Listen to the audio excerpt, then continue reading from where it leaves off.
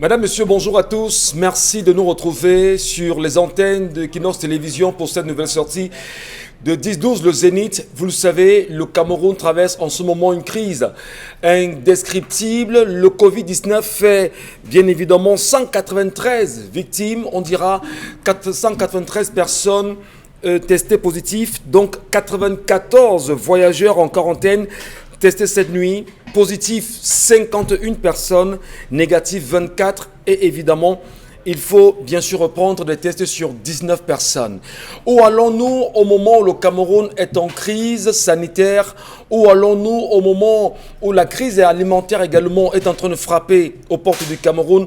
Où allons-nous alors que l'armée reste encore dans ses camps? Où allons-nous quand le chef de l'État ne parvient jusqu'ici à ne pas se présenter aux Camerounais? Où est-il? Des questions qui méritent forcément des réponses. Vous n'hésiterez pas à nous laisser vos différentes réponses sur notre répondeur, mais surtout sur les pages Facebook de 10-12 le Zénith ou encore de Kinos Télévision, comme vous savez bien le faire.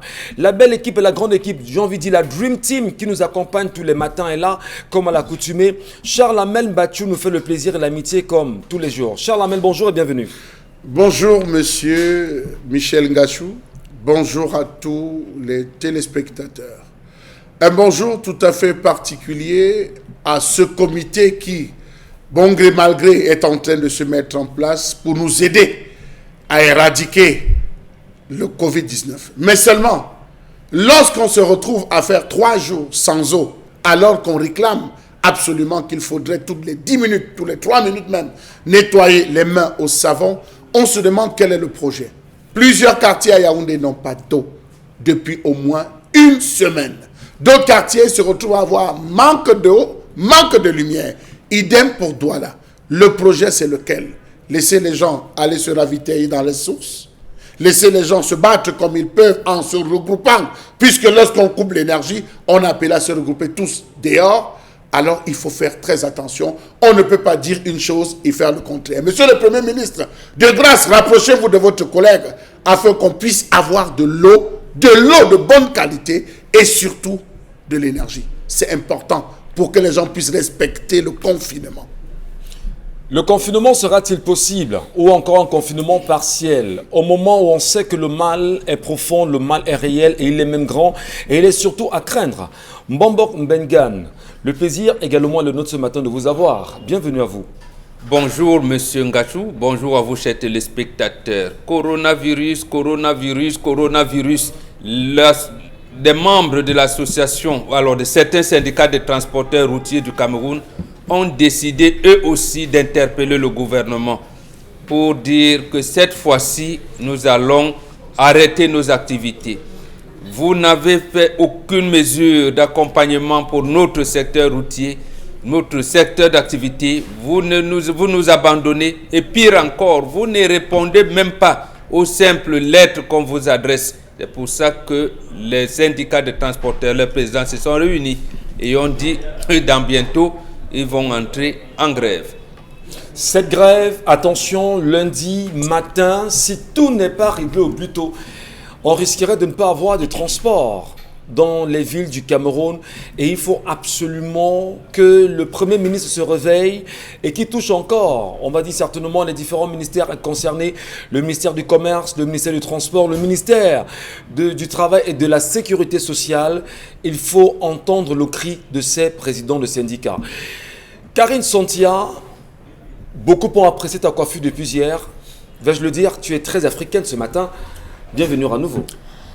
Merci Michel, merci aussi aux téléspectateurs qui nous reçoivent ce matin. Tu es napi, vous êtes napi comme on dit souvent. C'est dans l'esprit. Voilà. Alors, le Cameroun est-il prêt à traiter les cas de Covid-19 si jamais la situation devient plus qu'alarmante?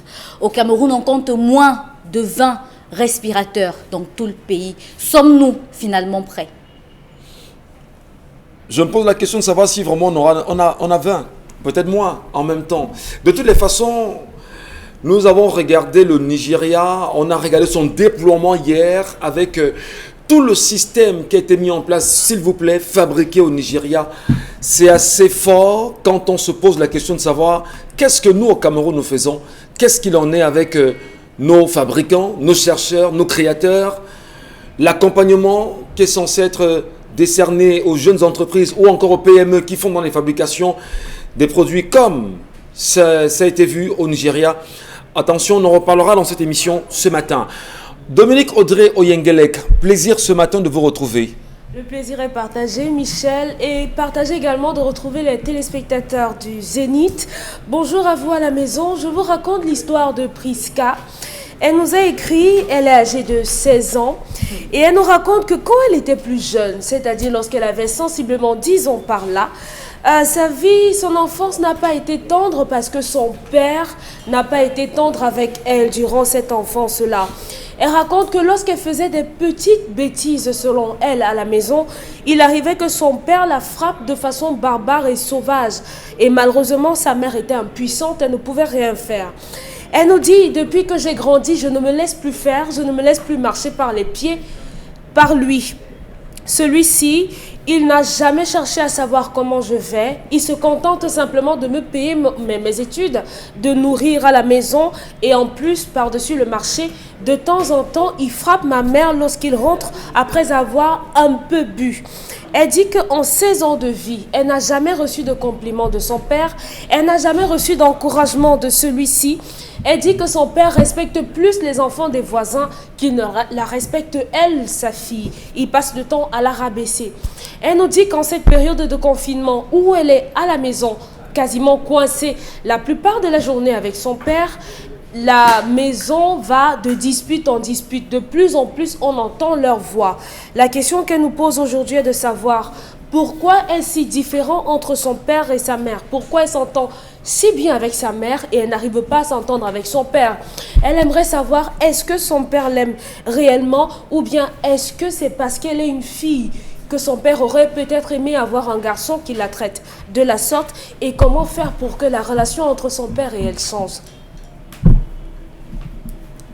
L'éducation parentale est sur le plateau ce matin. Une fille qui se plaint du caractère difficile de papa qui aujourd'hui n'a jamais été tendre vis-à-vis d'elle, pas de compliments. Bonbon Bengan, lorsqu'un papa se comporte de la sorte ou encore l'enfant vient à revendiquer l'amour paternel, n'y a-t-il pas un problème? Non, il y a un problème. Il y a un problème et un sérieux problème. Mais pour répondre à cette question de manière graduelle, je dis comment savoir si papa m'aime ou pas? Il n'y a que maman. Maman qui peut lui donner une réponse claire à cette question-là. Mais je sais également que dans certaines familles, papa, un monsieur, peut douter de la grossesse que porte sa femme. Ça peut arriver. Que tu dis, cet enfant que tu portes n'est pas le mien. Donc il y a des choses comme ça qui peuvent conduire un homme à avoir une telle attitude. Déjà, cette attitude déplacée. Premièrement, à 10 ans, les enfants ont besoin de beaucoup plus d'amour, mais également, c'est la période, jusqu'à 10 ans, c'est la période où, en fait, l'enfant, au moment où on le chouchoute, on lui apprend également un certain nombre de choses. Maintenant, où elle atteint l'adolescence, elle commence à s'ouvrir, ça devient délicat. Elle risque même d'avoir, j'allais dire, une mauvaise image des hommes demain. Donc, c'est maman qui peut, j'allais dire, l'amener à comprendre la situation de son père, pas de l'apprécier. On n'apprécie pas une telle situation. Donc, en fait, on peut reprocher, comme c'est une fille, on essaye, on l'envoie faire un certain nombre de choses. Est-ce que on teste la fille ici, maman l'encadre bien, mais il semble que ici papa ne donne pas la possibilité à sa fille de pouvoir savoir si elle a grandi ou pas. Mais c'est un papa fouettard, c'est un papa et tout. Et l'autre chose, quand il verse dans l'alcool, là je ne comprends pas les motivations de ce monsieur.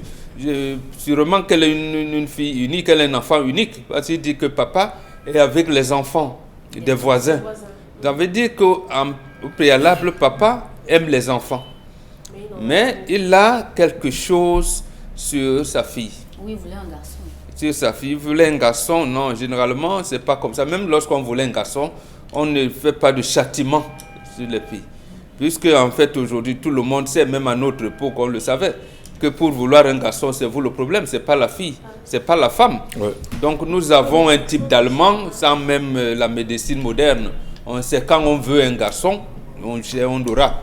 Nous voulons avoir des garçons, même des jumeaux, on les aura. Il n'y a pas... Oui, on commande les jumeaux, ils viennent. Donc, papa, il a un problème psychologique. Ce n'est pas bien de terroriser sa fille et surtout, elle risque de grandir dans un environnement. Quand vous l'entendez, d'après l'histoire, elle est même naturellement plus proche de son papa. Plus proche de son papa. Ça peut se justifier, la relation entre père et fille. Les filles sont plus proches de leur papa, comme les garçons sont plus proches de leur maman. Elle a besoin justement de se rapprocher, on va dire, de son père pour mieux sentir l'homme qu'il est et peut-être mieux comprendre aussi l'avenir. Donc le problème, est-ce que ce monsieur n'a pas de sérieux problèmes avec sa femme qu'il n'arrive pas à régler et déverse la colère sur l'enfant? Ça, c'est déconseillé de toutes les manières. Elle n'a pas l'âge où elle peut réunir un conseil de famille. Elle doit simplement se référer auprès de sa maman. Et sa maman qui elle-même terrorisée. Et c'est sa maman qui peut donc porter le problème plus haut. En lui disant à sa famille que bon, votre fils, il est votre frère, il est...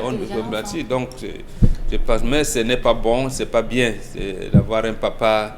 Fouettard. De situation. Non, pas fouettard. Non, moi je fouette. Je fouette, mais je m'encadre. Un papa distant et il sème la terreur en fait. Le papa ne terrorise pas, il fouette. Il ramène. Il fouette, il corrige. Papa corrige, il ramène, mais celui-ci, semble-t-il, il ne corrige pas. Il repousse. D'accord. Jean-Lamel Mbathiou, vous êtes parent, vous êtes chef de famille, vous connaissez les enfants, vous êtes au contact permanent avec vos filles. Lorsqu'une fille se plaint de la sorte de son papa, comment vous comprenez ça? Il faut l'interroger sur, on peut le voir, sur un triptyque. Alors, la première chose, comment est-ce qu'il a pris sa femme? A-t-il fini la dot?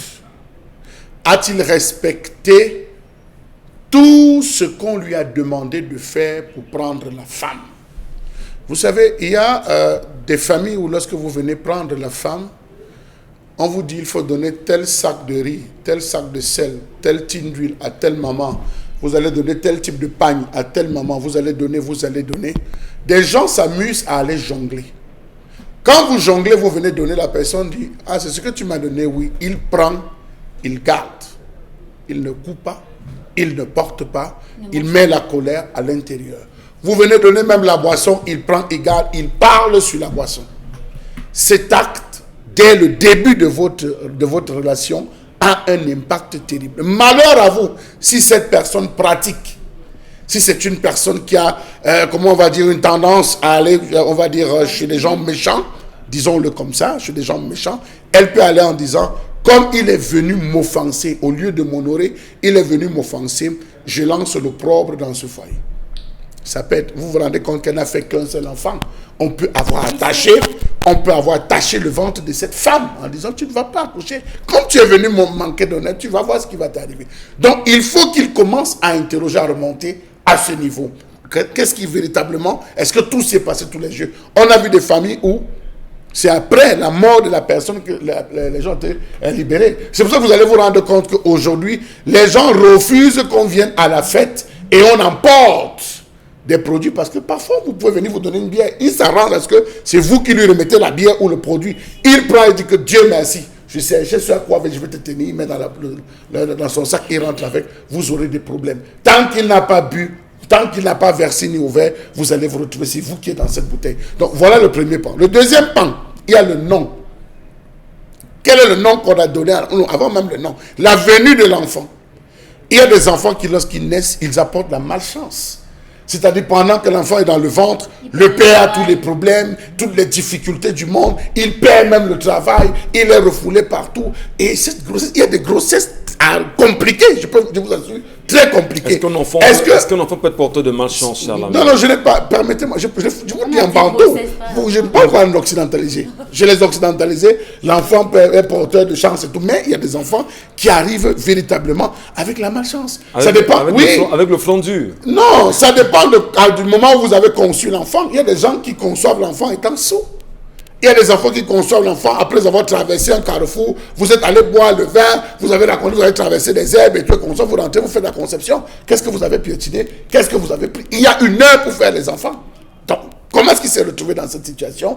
Est-ce que l'enfant est venu de la plus belle des manières? Moi, je connais des gens qui détestent leurs enfants parce que l'enfant, il avait un bon travail. La grossesse a fait en sorte que, et la femme et lui, conflit, l'enfant, la venue de l'enfant, tout ce qu'il avait comme argent, c'est parti dans les maladies de la femme, c'est parti. Le boulot même, on l'a chassé, il se retrouve à 0 à cause de l'enfant. Il dit, c'est l'enfant qui est responsable de ma misère, de la misère de ma vie, transpose cette colère sur l'enfant. On peut le voir au niveau du nom.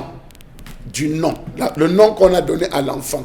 Il y a plusieurs noms qui portent la malchance. Il y a plusieurs noms. Des noms qui signifient la mort. Il y a des noms qui signifient la haine. Il y a des noms qui signifient je ne veux pas te voir. Je n'ai pas envie de te voir.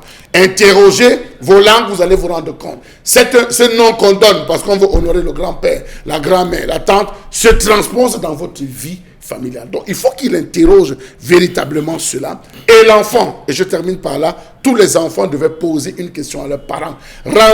Parce que de 0 à 10, vous êtes esclaves. De 10 à 20, vous êtes disciples. De 20 à 30, vous êtes amis. De 30 à plus, vous devenez conseiller. Là, le père devient conseiller pour l'enfant. Là, cette fille, aujourd'hui, dans la tâche de disciple, elle doit se rapprocher de sa maman. Tous les enfants doivent le faire.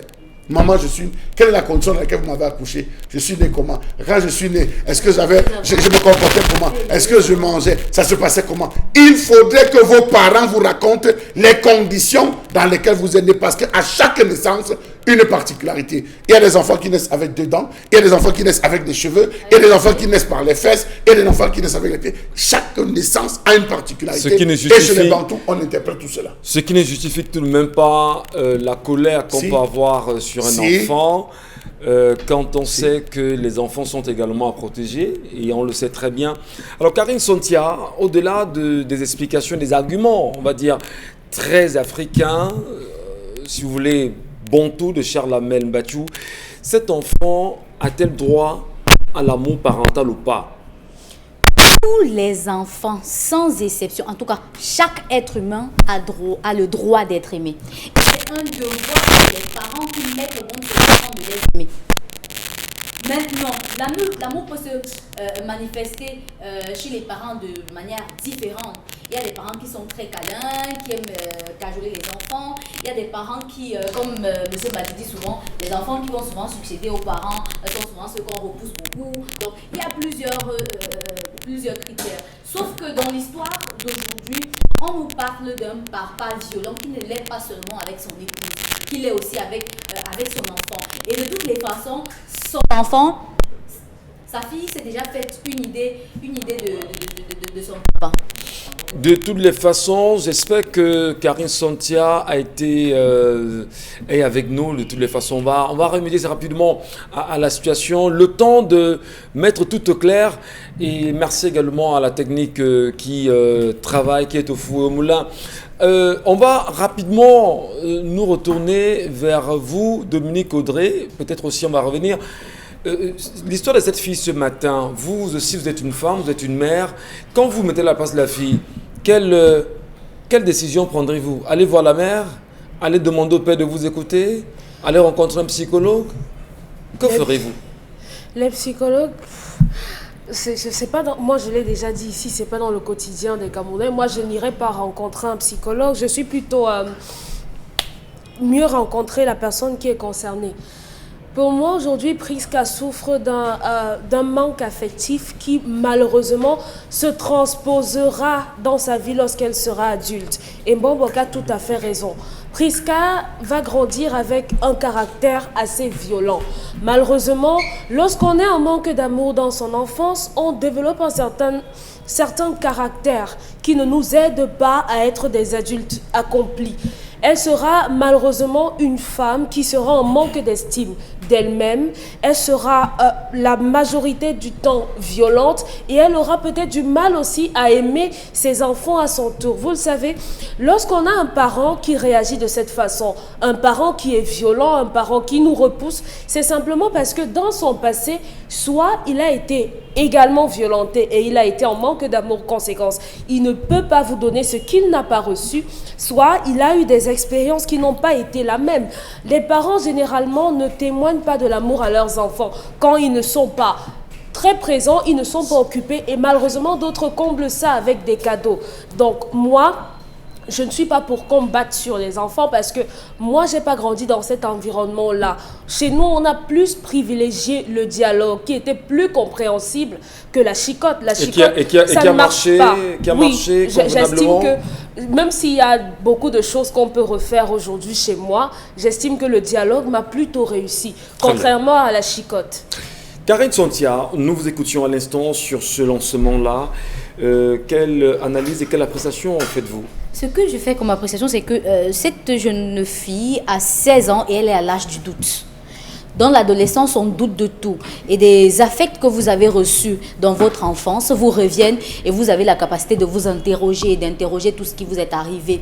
Si cette petite, par exemple, avait été témoin d'une violence de son père sur sa maman, elle va se rappeler de ça. Et c'est l'âge où tout le monde devient votre ennemi parce que vous n'arrivez pas à vous rapprocher de qui que ce soit. Donc, aller demander encore à maman, ce sera très compliqué parce que pour elle, sa maman, c'est sa rivale. Elle est à l'âge de la rivalité avec sa maman. C'est de ça. Raison pour laquelle, à l'âge de l'adolescence, les personnes les plus lucides sont les papas. Je dis les plus lucides. Pourtant, les mamans sont censées comprendre les enfants. Par contre, les plus lucides sont les papas. C'est la raison pour laquelle vous allez voir que dans des maisons où il y a les adolescents, c'est lorsque papa parle que l'enfant peut un peu comprendre et ça rimer à la règle que le papa a édictée. À 16 ans, il y a eu un alliage peut-être de l'éducation avec le bâton et la carotte, ça se comprend, mais à 16 ans, il est temps pour les parents de se rapprocher de leurs enfants et éviter qu'elles ne tombent dans les risques qui existent dans la vie. Et à 16 ans, c'est légitime qu'elle se demande vraiment si c'est lui son père. Parce que ce qu'on ne sait pas... Mais son père peut également la corriger. Non, je ne refuse pas. Je ne refuse pas. Je dis l'alliage du bâton et la carotte. Très bien. Ça marche. Pourquoi? Parce que lorsque vous rentrez et que votre enfant a fait une bêtise qui mérite que vous donniez quelques coups de chicotte, vous le faites. Mais après, lorsque vous êtes en train de manger à table, vous l'appelez, vous lui donnez peut-être votre poisson ou peut-être votre morceau de viande. Ça, c'est pour calmer peut-être la tension dans la maison. C'est ce que les parents ont utilisé jusqu'ici. C'est une technique. Selon ce que moi j'ai vécu, c'est ce que les parents ont utilisé jusqu'ici. Mais... comme demander les excuses à l'enfant. Non, on ne va pas. Est-ce qu'on devrait demander des excuses à l'enfant une fois qu'on a frappé sur l'enfant? Je le dis bien, ça dépend du contexte dans lequel vous vous placez. Je le dis encore. Donc on devrait... L'éducation que moi en tout cas, que j'ai reçue, c'est qu'à chaque fois, moi j'ai pas connu les brutalités envers mon papa. Lui non plus, il ne connaît pas utiliser la chicotte. C'est plus quelqu'un qui gronde que quelqu'un qui frappe. Par contre, c'est la maman qui frappait. Du coup, quand maman le faisait, c'est lui qui donne la carotte pour te calmer. Donc, je me dis qu'il y a d'abord un problème dans le couple en lui-même. Ce qui fait que transposer l'amour à l'enfant est compliqué. C'est impossible. On vous a compris, Karine Sontia, Charles Amène Bachou, rebondissement rapide au propos de Karine. Monsieur Michel Ngachou, hier on a eu le cas d'une jeune fille qui a 20 ans faisait des nudes érotiques. C'est ça le bâton, ce qu'on appelle la carotte et tout. Non, je vous dis non. Il faut être dur. Il faut frapper. Il faut être dur avec les enfants. Chacun a sa méthode. Mais il faut être dur avec les enfants jusqu'à un certain âge. Oui. Je pense que jusqu'à 20 ans, on ne doit pas tolérer certaines exactions des différents enfants. Je suis désolé.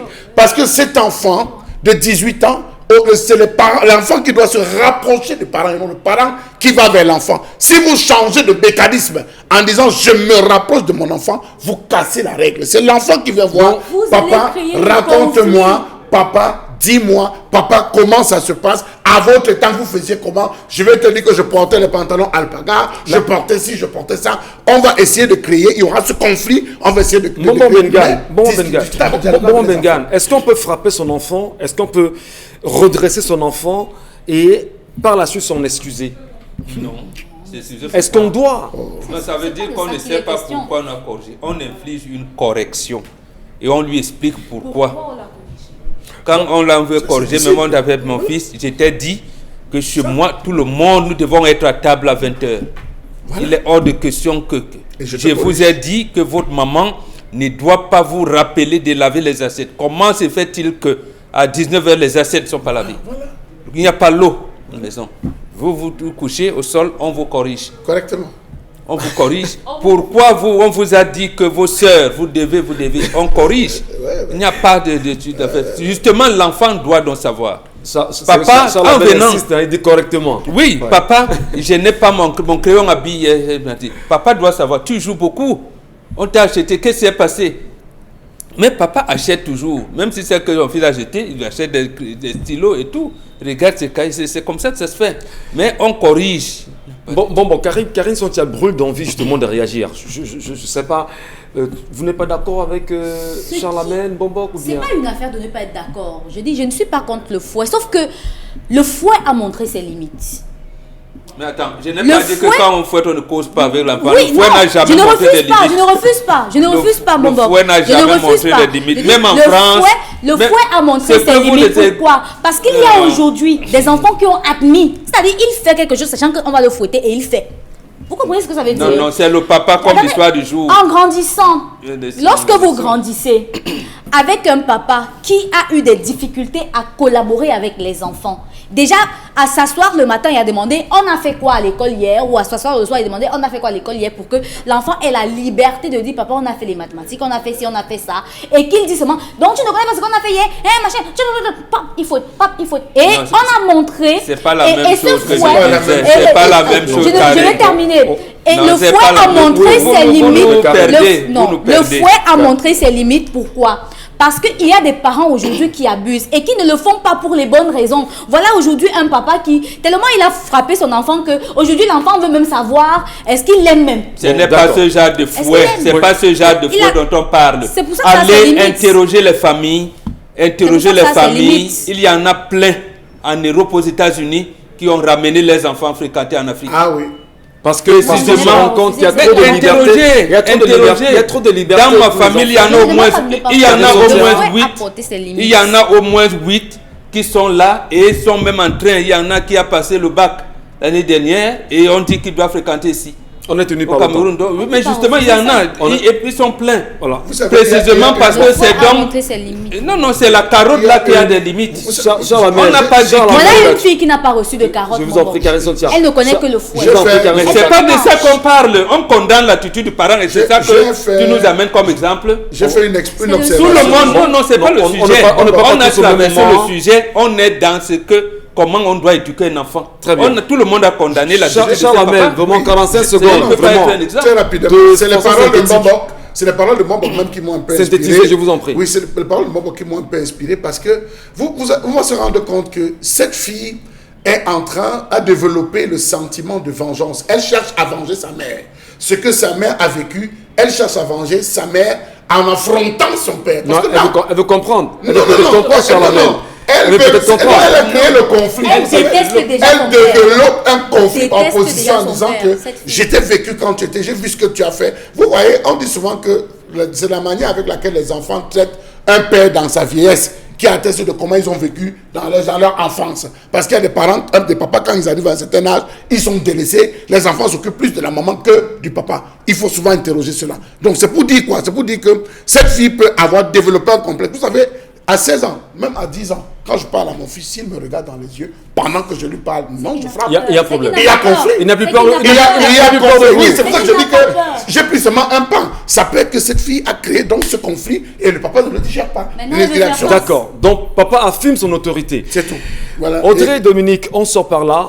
Le papa redresse son enfant, le papa l'encadre, et même ce papa est violent à un moment donné. Est-ce qu'à un moment donné aussi, je ne sais pas, j'ai envie de raconter rapidement une petite anecdote en quelques secondes.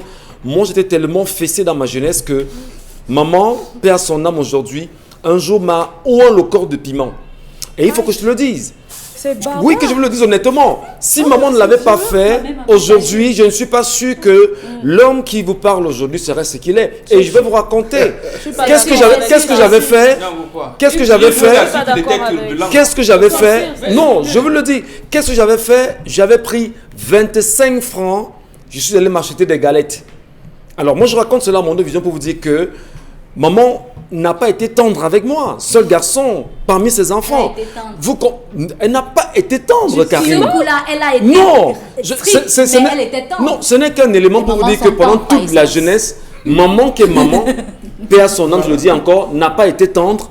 Mais à un moment donné, est-ce qu'on devrait voir maman comme étant l'adversaire avec qui on doit aller en guerre, alors que maman veut nous redresser parce qu'aujourd'hui j'en suis fier? Non, le parent ne doit pas. Cette fille à l'adolescence là, non. Le parent ne doit pas être le parent ne doit pas être un adversaire. Et je pense qu'on ne peut comprendre ça que par rapport à l'environnement dans lequel on a grandi. Moi, dans mon environnement, on a grandi avec le dialogue. Au Yengelek, si tu veux quelque chose, tu demandes. On te donne tout ce que tu veux. Conséquence, il y a des choses que je n'ai pas vécues. Et ma grand-mère, en grandissant, m'a fait toujours comprendre ceci. Si j'ai fait quelque chose qui ne t'a pas plu, tu reviens et tu me dis, grand-mère, le jour que je suis contente, tu me dis, grand-mère, le jour si tu as fait ça ne m'a pas plu. C'est comme ça qu'on fonctionne. Non, c'est pas que ça. Non, je suis désolée. Je suis désolée.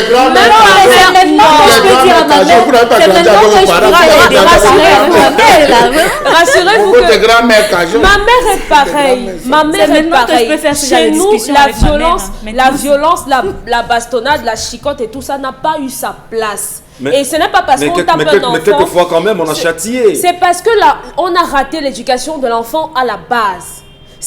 Moi, je connais un enfant qui sait qu'à moins d'un an, on ne déplace pas le téléphone de maman, même si le téléphone est placé là. Cette femme a inculqué ça à ses enfants dès le bas âge. Si on laisse à 3 ans l'enfant faire ceci, on dit non, il est encore petit, vraiment, quand il va grandir, il va changer, l'enfant grandit avec. Et conséquence, on est obligé de le brutaliser quand il sera un peu plus grand. Donc, je pense que ce sont les premiers temps, les premières choses qu'on laisse. Moi, je suis contre les parents qui... Lorsque l'enfant de la voisine a un bonbon, le vôtre commence à pleurer et vous courez lui en acheter un. Dès que vous avez fait ça la première fois, vous le ferez toujours. Donc, les parents se doivent d'être durs. On n'accepte pas tout à l'enfant. Il faudrait qu'il y ait une bonne raison. Et je suis contre le fouet. Dominique, Audrey Oyengelek ce matin pour cette appréciation, pour cette contribution. Madame, Monsieur, n'hésitez pas à nous laisser vos nombreuses réactions sur nos pages Facebook ou encore au numéro qui s'affiche au bas de l'écran. N'hésitez pas, on vous lira. Karine Sontier est là pour ça. Elle n'hésitera pas. Merci également de rester à nos côtés parce que dans un instant, nous irons titiller comme tous les matins Charles Hamel et la colère.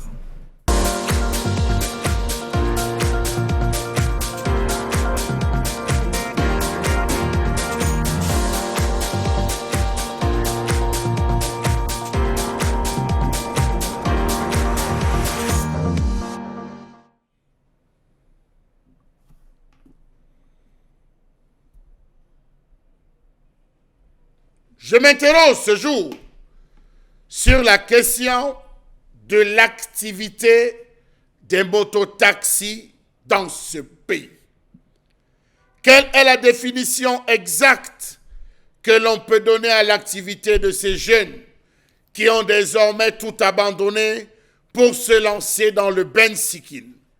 On n'a plus de menuisier, on n'a plus de plombier, on n'a plus d'électricien. Les petits manœuvres sont tous désormais dans le bensikin. On veut gagner l'argent, on cherche une moto et on se lance. Comment comprendre que les mototaxis soient les roues de secours contre le chômage des jeunes au Cameroun? Ils se recrutent dans toutes les tranches d'âge de la société camerounaise, même si la majorité se situe dans les 16-25 ans, avec ceux de 60 à 79 ans. On les retrouve à faire de la moto, même s'ils cherchent à des moments l'équilibre, perchés derrière des lunettes. Comment comprendre que le comportement des mototaxis ne réussit toujours pas à interpeller les forces de l'ordre dans leur mission de sécurité publique, surtout à cette heure où on parle d'une pandémie grave. Ils continuent à circuler librement, ils ne respectent pas les consignes de sécurité, les 13 mesures qui reposent sur la propreté, l'hygiène, le port même de masques pour se sentir, on va dire, quelque peu protégé. L'exemple le plus patent est la situation qui prévaut à l'entrée du marché Mbopi, situé en face d'une brigade de gendarmerie. Phénomène éclatant. À l'heure où je vous parle, passez de ce côté, vous allez vous rendre compte qu'on vit là-bas. C'est un autre monde, comme s'il n'y avait rien. Tout passe et la vie continue. Ce phénomène s'observe également au carrefour du marché Nkololoun, où les accidents causés par les mototaxis sont fréquents. Au rond-point d'Eido, l'image la plus saisissante est celle des mototaxis qui, ayant envahi la chaussée, servent d'abri aux policiers qui y sont en faction. Force est de constater qu'ils ne payent aucune taxe à l'administration fiscale dans la situation actuelle. Il n'est nulle part fait mention auprès de la mairie de Douala d'une taxe sur le stationnement, alors que l'espace urbain est envahi par les mototaxis. Au rond-point, on continue à porter 4. 3. Pour ceux qui disent respecter les mesures, ils portent 3, le reste c'est 4. En surcharge, hommes en tenue, militaires, policiers, surcharge, alors que ce sont eux qui devraient aider à faire appliquer ces mesures. Se situant dans une perspective informelle, les motos doivent payer l'impôt libératoire des activités en secteur urbain avec domiciliation fiscale.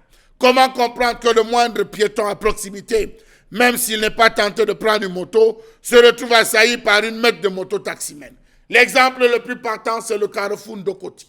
Vous ne pouvez pas circuler au carrefour Ndokoti. La route, la chaussée, de tous les 4 côtés, est prise par les motos. Ceux qui vont en Dogbang, ceux qui vont en Ange Raphaël, ceux qui vont dans les PK8, ceux qui redescendent pour aller vers le carrefour Agip, ceux qui descendent pour aller vers Ndoximbi, tous les côtés sont pris, mélangés avec les vendeurs à la sauvette.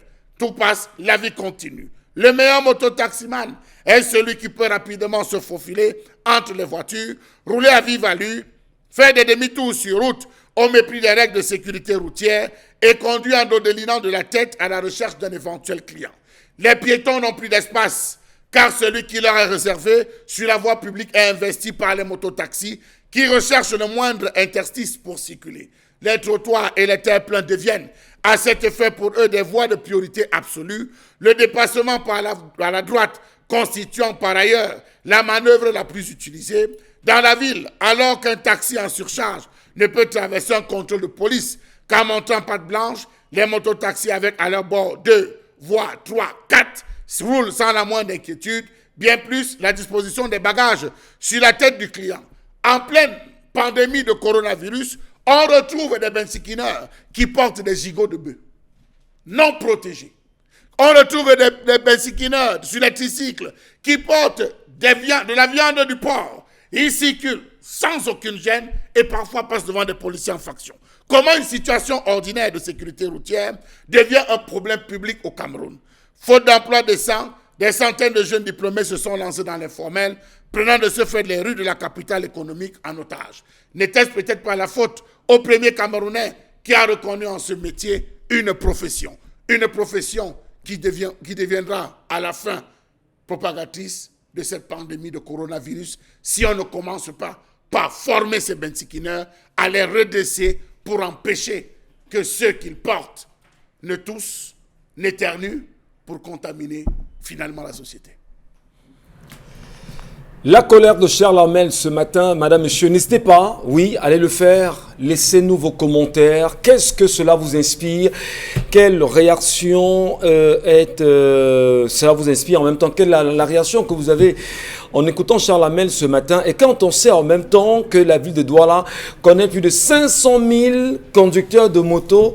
Nous avions eu la chance hier sur les antennes de la radio en recevant un président de syndicat qui nous a avoué cela, 500 000, au moins 500 000 chauffeurs, conducteurs de moto dont la ville de Douala devenu aujourd'hui un pouvoir quand on sait qu'on ne peut pas toucher facilement un motoman et quand bien même il est interpellé par la police, c'est amis, ses condisciples trouvent quand même à venir le défendre. Parfois, ils vont jusqu'à battre sur des policiers.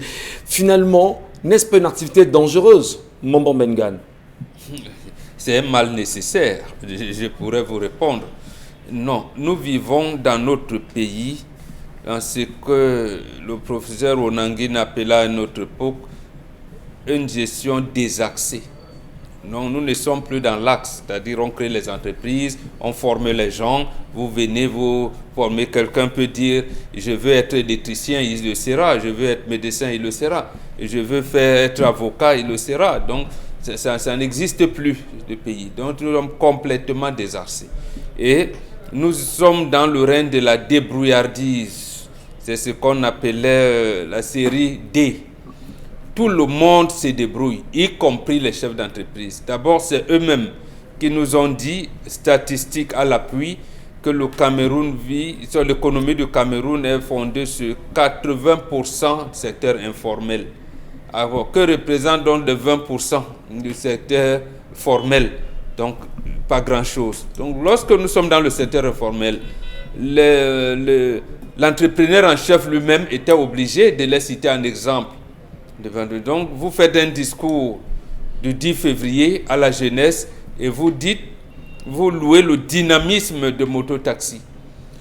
On ouvre une campagne électorale, on mobilise les mototaxis en leur disant, vous faites de bonnes choses, vous nous appuyez, vous relancez l'économie, vous n'êtes pas. Voilà, lorsque vous êtes dans cette dimension-là, qu'est-ce que vous voulez?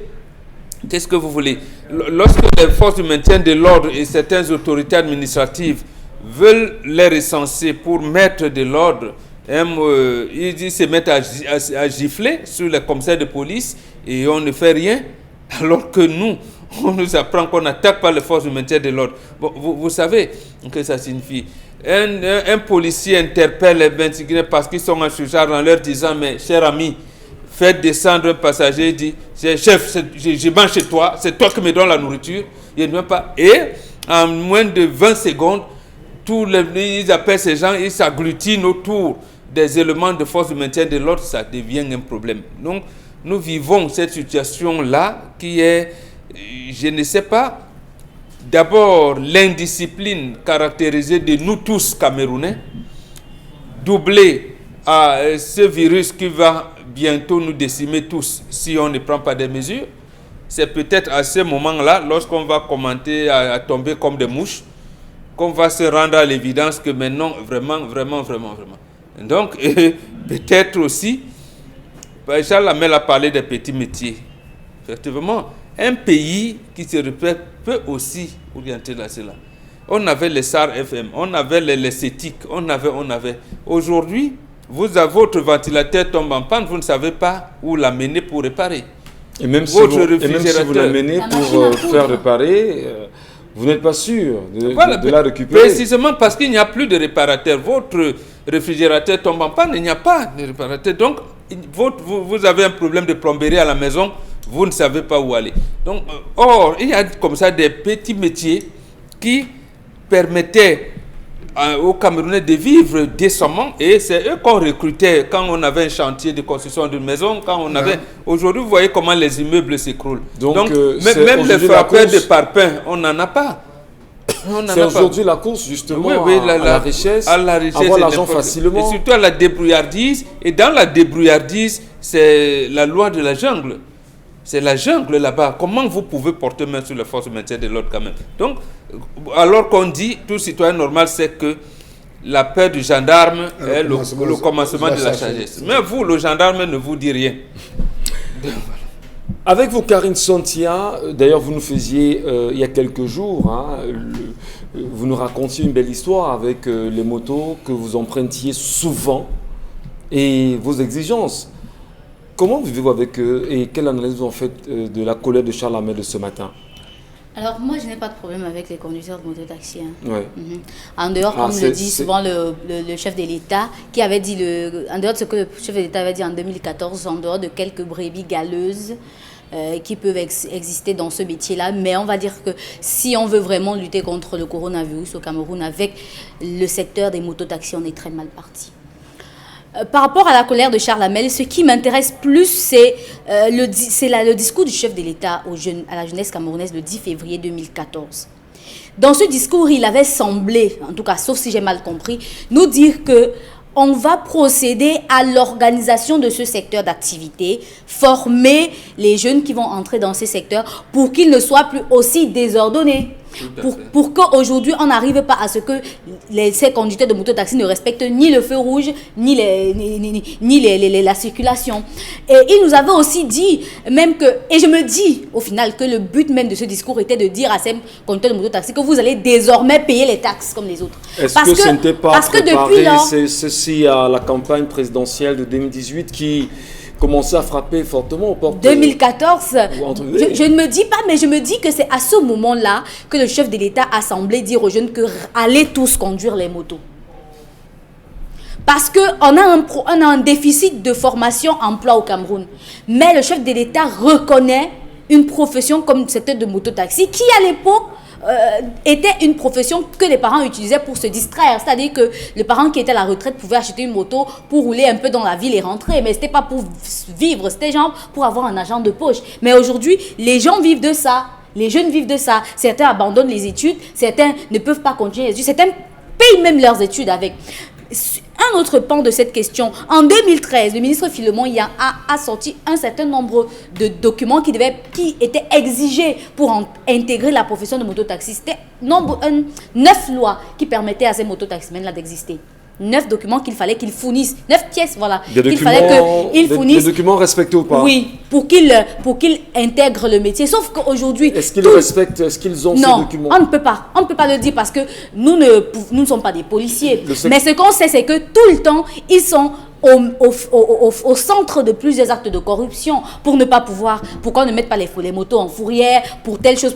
Ils ont besoin par exemple on appelle ça quoi, de l'assurance, ils ont besoin de tellement de pièces, mais tous n'en ont pas. Et il faut dire que dans ce secteur, c'est le secteur au Cameroun qui accueille le plus d'expatriés. Le plus d'expatriés au Cameroun, le secteur de mototaxi. Bien compris avec vous ce matin, Karine Sontia, Dominique Audrey. D'ailleurs, aujourd'hui, c'est un secteur très important aussi parce que ils permettent aux gens de se mouvoir facilement, d'aller d'un coin à un autre. Quoi qu'on dise, ils sont importants. Oui, les motos sont utiles. Je préfère qu'on dise ça comme ça. Ils sont utiles, elles sont utiles, mais pas importants.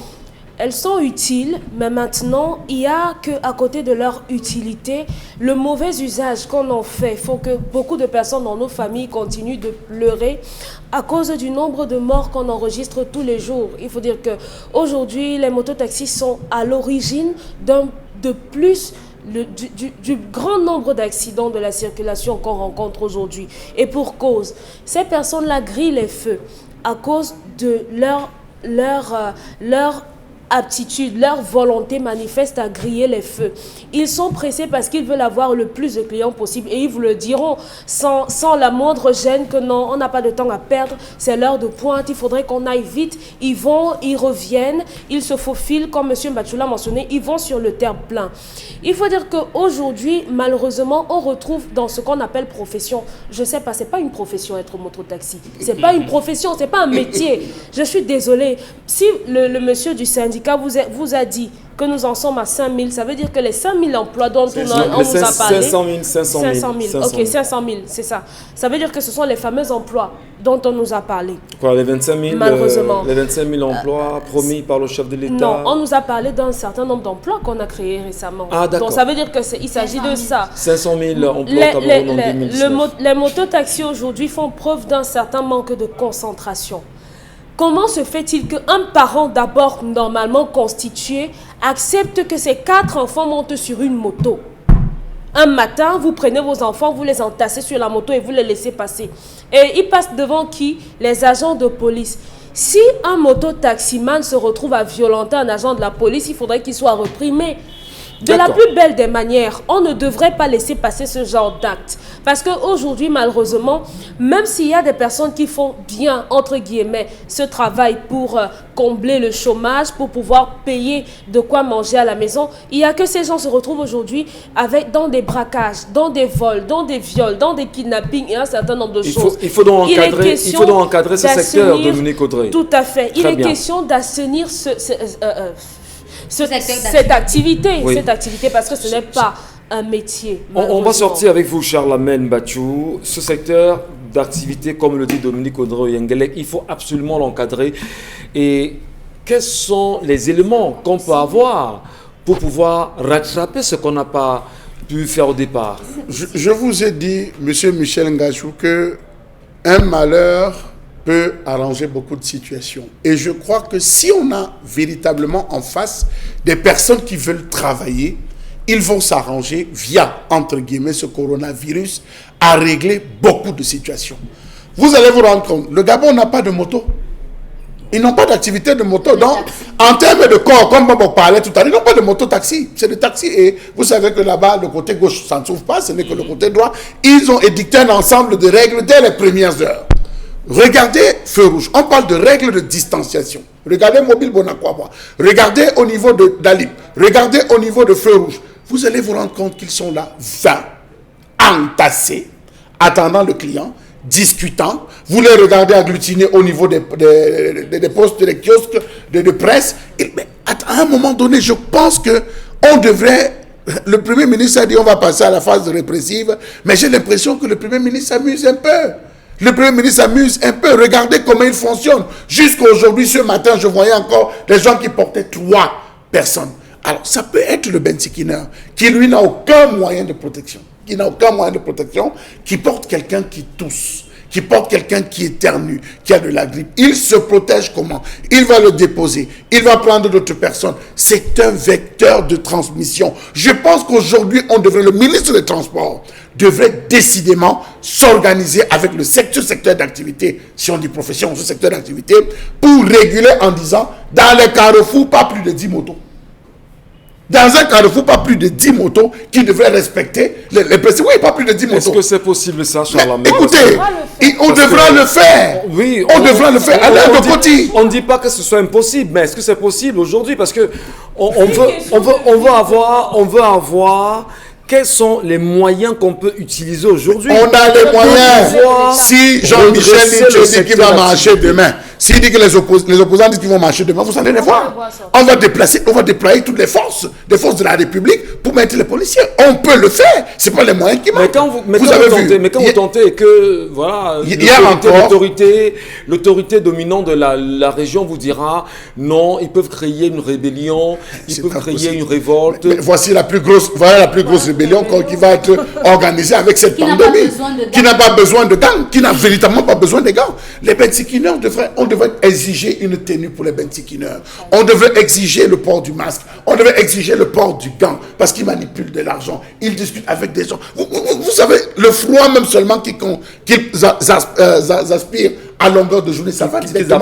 Qu'ils absorbent. Ça va directement dans les poumons. Et je peux vous rassurer qu'après 5-10 ans, un bentikiner va s'écrouler à cause des infections pulmonaires. Il faudrait qu'on commence à travailler et qu'on règle cette situation aujourd'hui. Hier encore, je voyais une entreprise de téléphonie mobile qui a réquisitionné 20 motos.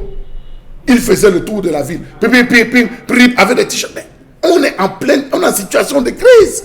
Il faudrait qu'on pense. Non, j'estime que les autorités s'amusent. Et cette activité, je peux vous assurer, Bombog l'a dit aujourd'hui, risquera d'être la plus touchée. Je dis bien la plus touchée au vu de ce qu'on est en train de vivre aujourd'hui. Allez à la Kentini, aux abords de la Kentini, ils sont pleins qui sont stationnés là. Chacun veut voir, chacun veut découvrir qui sont les malades. Comment est-ce que ça se présente la maladie? Ils ne sont pas protégés. Mais je crois qu'il faudrait, ces gens se prennent pour des Rocky Balboa, il faudrait qu'on les ramène à la réalité. Les cortèges funèbres, ils sont nombreux, qui font les unions sacrées des mariages, ils sont là. On va parler de campagnes électorales. Mais c'est grave, il faudrait qu'on essaie de les discipliner. Très bien, Charles Hamel. On espère que les autorités en charge de la discipline dans la ville, du moins du civisme, prendront vraiment leurs responsabilités parce qu'on sait, on va le dire, ou on ne le dira jamais assez, il y a trop d'incivisme dans la ville de Douala,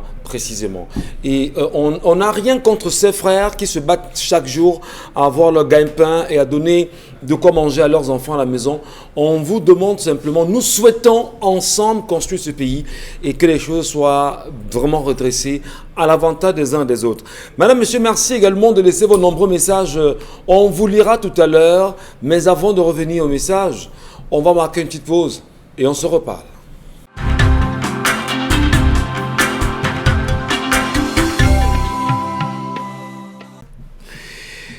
De retour sur 10-12, le Zénith. Madame, monsieur, merci de trouver du plaisir à partager ces instants de bonheur avec nous. Eh bien, on espère également que vous prenez, oui, du plaisir également à partager vos différentes réactions avec nous également. Mais vous le savez, depuis ce matin, il y a encore du grabuge ce matin à la direction de Air France à Douala. Des contestations ont repris. Vous le savez, hier, il y a eu... des personnes qui veulent regagner leur pays d'origine, notamment la France, qui se sont retrouvées là-bas, des centaines de personnes qui se frottent entre elles au moment où on demande de trouver une mesure de distanciation entre chaque individu. On parlera également, vous le savez, de ces 100 Camerounais qui sont bloqués à Dubaï, qui veulent rentrer chez eux et commencent déjà à payer des frais en plus parce que les hôtels qu'ils ont occupés, ils ont été chassés. C'est une situation aussi assez difficile. Et surtout, on se demande encore sur l'une des mesures de la riposte que le ministre de la Santé a évoquée hier soir au journal de 20h30 sur les antennes de la télévision nationale. Nous parlons bien évidemment d'un fonds de solidarité. Qu'est-ce que tout cela vous inspire? N'hésitez pas à nous laisser les commentaires, nous les lirons sur ce plateau avec vous. Allez, parlons bien sûr de messages reçus ce matin. Karine Santia, c'est avec vous. La moto est un métier car au Cameroun, il n'y a même pas de travail pour les jeunes. Seuls les vieux ont le boulot. J'aurais aimé que le Covid soit destiné au... Ah, vraiment, on va pas souhaiter ça. C'est pas gentil. Attendez, les vieux ont le boulot où? Parce que vous comptez quelques Ceux vieux qui se sont accaparés de l'appareil étatique. Les vrais vieux, on les a mis de côté dans les sociétés publiques et parapubliques. Et chaque fois qu'ils veulent réclamer l'air dû, on les arrose. ONCPB, Mideviv, tout ça, et voilà, Régie des chemins de fer, tout ce que vous voulez. Vous voyez ces vieux-là, les quelques poignées de vieux, et voilà, ils sont là pour préparer les places pour les enfants. Karine Santia. Alors, je voudrais tout simplement, ça c'est par rapport à l'histoire du jour, supplier nos chères dames de revenir pour une fois en Afrique. La chicotte, surtout quand elle était tenue par les parents, servait pour le redressement et le recadrage de l'enfant. La Bible dit d'ailleurs, écarter le fouet de l'enfant, c'est le gâter. Metuge et Famba qui écrit ce matin. Alors, lorsque nous décidons d'avoir un enfant, nous choisissons de faire battre notre cœur pour une autre personne dans le cours de notre vie. Elizabeth Stone, écrivaine, les enfants ont droit à l'amour bien plus qu'ils en ont besoin comme l'eau, comme l'air pour leur vie. Priska, ton unique espoir repose sur ta maman. Tu dois expliquer que cette situation ne peut pas continuer, qu'elle doit user de tous les artifices de femme, de mère, afin que papa instaure l'amour et l'harmonie dans la maison. Si elle échoue, alors tu iras aux affaires sociales. Courage et bonne chance. Henri Michel Cham, qui nous a écrit ce matin. Alors, parlons de la colère de ce matin sur les mototaxis. Pour moi, est comparable aussi à une pandémie telle que le Covid-19. Car une fois qu'une personne dont vous avez la connaissance embrasse ce soi-disant corps de métier, son comportement vous laisse à désirer. Car il y a dans ce métier un phénomène inexplicable par leur attitude et leur comportement qui leur font croire qu'ils sont les citoyens à part ou d'une autre république. Pour moi, il y a de la sorcellerie dans ce métier qui transforme toute personne qui exerce, qui est virus. Donc, tous en souffrent, caractérisés par une indiscipline face aux lois et aux autorités de la nation. Serge Lévy. Vous voyez déjà, pour monter sur une moto, qu'est-ce qu'on fait? Observation assez simpliste. La personne qui veut monter prend sa main droite, met sur l'épaule droite du bensikiner. pose le pied, va de Gauche. l'autre côté et pose l'autre main sur l'épaule.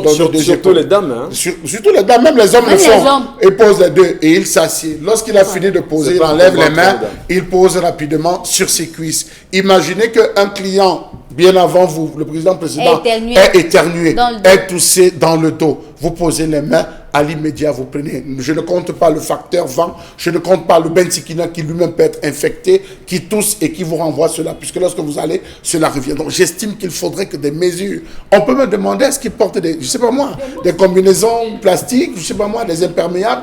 Franchement, il faut qu'on trouve. Je crois que le gouvernement, aujourd'hui, toutes les tares qu'on a abandonnées, elles sont en train de nous rattraper. Momo Bengan, va-t-il falloir rapidement, sur le cas des mototaximans, interpeller de toute urgence le ministre des Transports, M. Ngali Libéré? Oui, absolument. Absolument. Là, il s'agit d'un problème de survie. De survie, et que chaque citoyen, dans cette période, si on était attaqué par une armée étrangère, on aurait tout laissé. On demande aux enfants, garçons par exemple, qui ont 18 ans et montant, de s'engager dans la guerre. Ouais. Et lorsque vous vous engagez dans la guerre, c'est vous allez défendre votre nation au prix de votre vie. Bon, ici, nous sommes attaqués par un ennemi invisible. Bon, on demande aux citoyens, on risque de mourir. On fait comment? Mais souffrons un peu. Souffrons un peu. Qu'est-ce qu'on faisait pendant les villes mortes? Les villes mortes ont duré pendant plus de 18 mois. Et il y avait, je pense, c'était que le week-end qu'on s'est ravitaillé. Et personne n'en est mort. Pour autant. Et pourquoi on passe que... Voilà. Pourquoi personne n'en est mort? Oh, tout le monde se disait dimanche soir, quand on part, voilà, demain ce sera, voilà. On se ravitaille, on reste à la maison. On a encore une chanson là-dessus. On reste à la maison. Aujourd'hui, pour sauver la nation, pour nous sauver, on dit, restons à la maison. Donc c'est pour ça que... Mais ce matin, hier, on me faisait payer le double du tarif. Moi aussi, j'ai fait le cas. Aujourd'hui, a dit non. Je ne paye pas. Voilà, j'ai pu ajouter 50 francs. Parce que pour la distanciation, je dis, bon, 300 d'accord, ça marche. Mais on n'est pas 500 comme vous m'avez dit hier. Dominique. Absolument. Donc, en fait, c'est une des méthodes de survie. Il faudrait que nous, Camerounais, nous constatons que nous sommes indisciplinés et que nous commençons à corriger un peu. C'est très important. C'est pour ça, quand on l'a dit ici, les deux maires, par exemple, Douala 5e et Douala 2e, qui sont venus avec un peu de brutalité, mais c'était important. Mais regardez les moustiques. Mais on a commencé à curer à nouveau, à discipliner les gens. Ce n'est que par cette manière. Ça commence à... Et on doit même venir. On a vu en Chine, en Algérie, on tape sur les motos. En Inde, Non, en Inde, hein. Voilà. On On tape sur eux. Dominique Pourquoi Audrey, le policier ne taperait pas, même comme... Voilà. je relance... Je vous Audrey relance n'aime pas la Dominique Audrey. chicotte, mais il faut taper. Je vous relance Dominique Audrey. Comprendre que ce secteur-là, concernant le Covid-19, risque d'être le secteur le plus touché si rien n'est fait de toute urgence. On interpelle et on appelle rapidement le ministre des Transports à réagir. Non seulement ce sera le secteur le plus touché et ce sera le plus grand vecteur parce que si on se regarde dans les yeux, on sait tous que peu de personnes prennent le taxi. Les taxis sont quasi introuvables à certaines heures de la matinée. Donc malheureusement, avec la démonstration que nous a faite M. Mbachou, on sera malheureusement touché. Moi, ce matin encore, le dernier message que Karine a lu, j'ai l'impression que la personne a lu dans mes pensées. Les mototaximans aujourd'hui font preuve d'une telle barbarie de façon verbale. Ils sont très insultants. Et ce matin encore, au Carrefour Bonankwamo, un mototaxi s'est pris une claque parce qu'il a voulu influencer quelqu'un qui circulait de sa voiture. Le monsieur a dû descendre et venir le frapper devant tout le monde sans que justement personne ne fasse rien. Il est impératif que non seulement le ministre des Transports, le ministre de la Santé, parce qu'il faudrait que le ministre, surtout lui, il faudrait qu'on voit les muscles, qui déploient les muscles là, les muscles dont on nous a parlé dernièrement, S'ils ne sont pas pour confinés. que, non, Non, je pense pas. Le ministre n'est pas confiné. Il va nous faire la preuve. Il a quand même fait une sortie il y a 2 jours. Il va nous... on a vu aux côtés du ministre des Transports et le ministre de la Santé, oui, question de rassurer les Camerounais. Que M. Manaouda, malgré tout ce qu'il est en train d'endurer en ce moment, en compatit à tout ce que vous vivez, interpelle également M. des Transports qu'il essaye de voir, exiger que les mototaximans portent des masques, qu'ils aient une sorte des gants aussi, des protections, et que pour toutes les personnes qui prennent toujours ces motos-là, prenez aussi des masques. Même si c'est juste le moment où vous êtes sur la moto, au moins vous dans une certaine il faut le dire, Chalamel, souvenez-vous, il y a une image, sans vous couper Dominique Audrey, il y a une image qui circule sur Internet où il y a un point d'eau avec du... et le monsieur qui lavait les mains avec un gel hydroalcoolique, il au lieu de se pose dans laver les les mains, mains, il se fait brosser les dents. avec.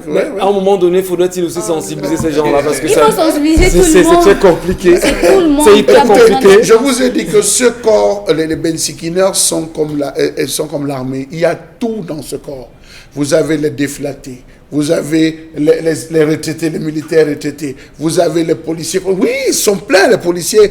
Les gars qu'on a chassés de Moutenguene à une certaine période sous l'aide. Vous avez les anciens prisonniers. Vous avez les anciens prisonniers, vous avez les ingénieurs, vous avez les étudiants. C'est un corps complet. Très bien. Je vous assure. Karine Donc, il Sotia, faudrait les sensibiliser. on va finir avec les messages, Karine. Vraiment, ils sont assez nombreux ces messages ce matin. Oui. Même si on ne les lit pas tous, rassurez-vous, nous les lirons pour vous. Alors, un autre message par rapport à la colère de ce jour. Pour la colère de ce jour, la problématique des benskinners est semblable à celle du coronavirus actuellement. Waouh. Si on meurt de faim, soit on se débrouille et on chope la maladie. Soit les gars crèvent de chômage, soit ils sortent faire la moto. Et l'État se cache derrière ça pour faire croire à l'extérieur que la jeunesse camerounaise est dynamique et travailleuse. Les motos sont fabriquées en Chine, mais allez-y faire un tour. Vous ne verrez pas ces motos-là tourner là-bas en mode benskin. Aujourd'hui, vous retrouvez des personnes de toutes les moralités dans ce domaine, et au final, ils se sont constitués comme le 5e pouvoir et un mal nécessaire pour le bas peuple. Tony Frank Chang. Autre message. Alors, je pense pour ma part que le fouet est clairement, par rapport à l'histoire du jour, est clairement la manifestation de l'inaptitude inéligible de nos sociétés africaines qui trouvent par l'éducation fouettarde le moyen nécessitant le moins de capacité intellectuelle qui soit. C'est d'ailleurs le même phénomène pour ce qui est de nos forces de l'ordre qui préfèrent la torture physique des suspects parce que inapte à un interrogatoire intelligible du suspect. Waouh. Ouais, il n'a pas connu. Il n'a pas connu. J'ai senti Mbombo faire doubler les pantalons le soir. Non, il y a nous respectons les téléspectateurs, mais il y en a peut-être qui ne connaissent pas un certain nombre de choses. Il serait mieux de se taire, dire que la génération même d'avant Paul Biya jusqu'à la nôtre, comment ils ont été éduqués à l'école. Que se passe-t-il dans les sociétés occidentales aujourd'hui? Est-ce que les Camerounais, Sénégalais, Gabonais, Tunisiens qui sont en Occident ne renvoient pas leurs enfants étudier en Afrique? Précisément parce que là-bas, le chouchoutage des enfants les déroute. Puisque votre enfant peut commencer à prendre la drogue, vous n'avez même pas l'autorisation de le gronder. Mais même ici, il y a des enfants qui prennent la drogue. Mais ici, nous avons l'autorisation de les gronder. Là-bas, on n'en a pas. Ce n'est pas là le problème. Le problème n'est pas on prend la drogue. Mais nous pouvons taper, nous pouvons gronder. Mais là-bas, il vous dit, ben, je prends ma drogue. Mais donc vous parlez pas de... Qu'est-ce que c'est? Le 911, on appelle le 911. Aussi, toi, débat. Qu'est-ce que papa t'a fait? Il m'a grondé, il m'a giflé, il me gifle tout le temps. On vous sépare. Le policier arrive, ne vous demande même pas qu'est-ce que l'enfant a fait. On vous invente et on peut même vous interdire d'être au rayon d'1 kilomètre de votre enfant. De votre enfant. Une société. Et c'est cette société-là.